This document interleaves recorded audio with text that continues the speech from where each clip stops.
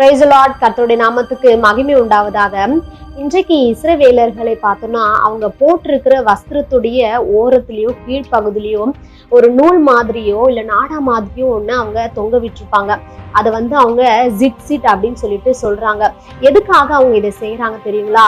என்னாகமம் 15வது அதிகாரம் 38-40 வரைக்கும் ஒரு காரியம் சொல்லப்பட்டிருக்குது. தேவன் இஸ்ரவேல் ஜனங்களிடத்துல அவங்க போட்டிருக்கிற வஸ்திரத்துடைய ஓரங்கள்ல தொங்கல்களை உண்டாக்கி அதுல இளநீல நாடாவை கட்ட சொல்றாரு. எதுக்காக தேவன் இதை சொன்னாரு அப்படின்னா, அவங்களுடைய இருதயமும் கண்களுக்கும் ஏற்றபடி அவங்க நடந்து தவறான ஒழுக்கம் தவறிய ஒரு வாழ்க்கை வாழாதபடி அதை பார்த்து தேவனுடைய கற்பனைகளை நினைத்து அதன்படி செய்யும்படியாக தேவன் ஒரு காரியத்தை அவங்களிடத்துல சொல்றாங்க. 40வது வசனம் சொல்லப்பட்டிருக்குது, நீங்கள் என் கற்பனைகளை நினைத்து அதன்படி செய்து உங்கள் தேவனுக்கு பரிசுத்தராய் இருக்கும்படி அதை பார்ப்பீர்களாக அப்படின்னு சொல்லிட்டு சொல்லுகிறத நம்மளால பார்க்க முடியும்.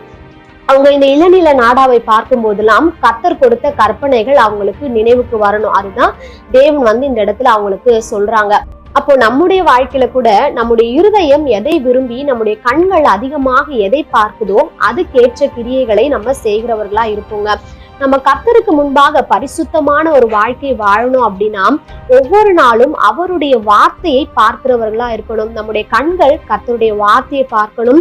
நம்முடைய நாவுகள் அவருடைய வார்த்தையை ஒவ்வொரு நாளும் வாசிக்க ஆரம்பிக்கும் போது அந்த வார்த்தைகளும் கட்டளைகளும் நம்முடைய இருதயத்துக்குள்ள போய் பாவமான எல்லா காரியங்களும் நம்மளை விட்டு விலக்கி கர்த்தருக்கு முன்பாக ஒரு பரிசுத்தமான ஜீவியம் நம்ம வாழும்படியாக தேவன் நமக்கு கிருபை பாராட்டுவாங்க. தேங்க்யூ. God bless you.